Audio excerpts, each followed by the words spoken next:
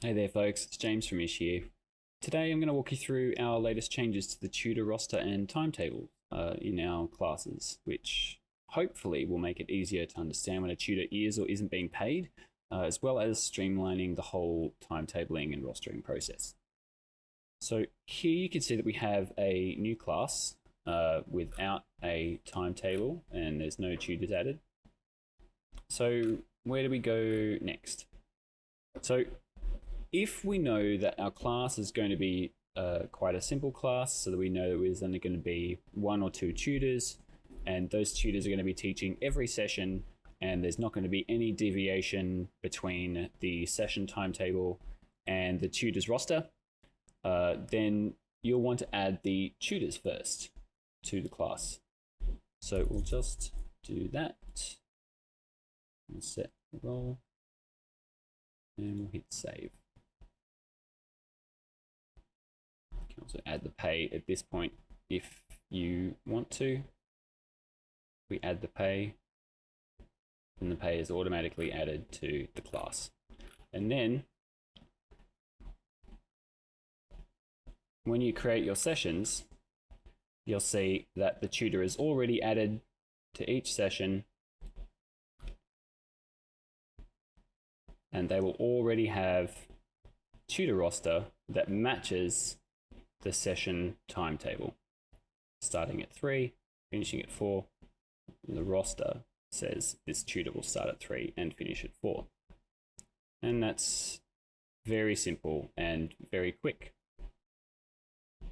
But say you wanted to do something a little bit more complex, and you know that your class is going to have multiple tutors all teaching different sessions, or you know that your tutors are going to have a separate roster to the session timetable, then you'll probably want to create your timetable first, and I'll show you why you want to do that. So what we'll do first is we'll just create a simple timetable. Maybe set the duration at it's a 5-hour-long session, and then we will just quickly duplicate this a couple of times so that we have a few sessions.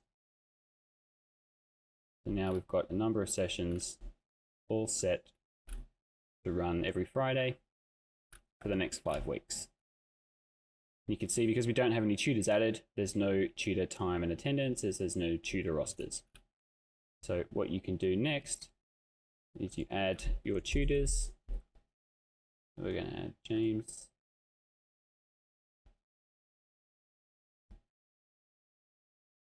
And let's add a second one. We'll add Ari as well.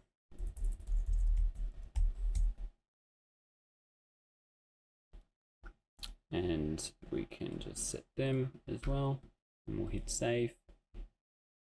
You can see I haven't added the tutor pay here at this point. It's because I just want to show you how flexible you can be with this. So let's say that we want James teaching the first 3 sessions, and we want Ari teaching the last 2.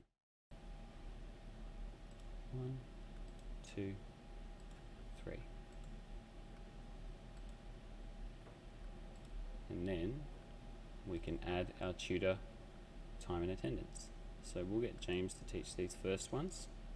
We can see here, if we want to alter this, so let's say James will start a little bit earlier, we can set this as 9:30, and he can finish at 3:30.